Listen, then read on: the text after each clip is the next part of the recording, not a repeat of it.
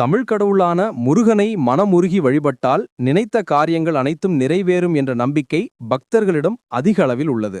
வாரத்தில் உள்ள 7 நாட்களில் முருகனுக்கு மிகவும் பிடித்த நாளாக உள்ளது செவ்வாய்க்கிழமை.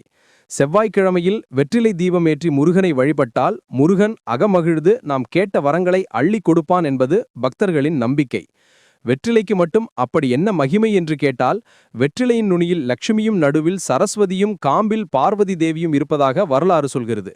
அந்த அளவிற்கு வெற்றிலையானது புராண காலங்களையெல்லாம் தாண்டி தற்போதும் பயன்படுத்தப்பட்டு கொண்டிருக்கின்ற ஒரு புனித பொருள் ஆகும். அனைத்து செடிகளும் மொட்டாகி பூவாகி காயாகி பழமாகும், மீண்டும் அதிலிருந்து விதை கிடைக்கும். ஆனால் வெற்றிலை மட்டும் ஒரே ஒரு உருவம் எடுத்தாலும் அது கடவுளையே சேரும். வெற்றிலை மற்றும் பாக்கு மகாவிஷ்ணு மற்றும் பார்வதி தேவியின் மறு உருவம் எனவும் கூறுவர். இப்படிப்பட்ட ஒரு தனிச்சிறப்பு மிகுந்த வெற்றிலையை தீபமேற்றி வழிபட வெற்றிகள் வந்து சேரும். வெற்றிலை தீபமேற்றுவது என்பது ஒரு வழிபாடு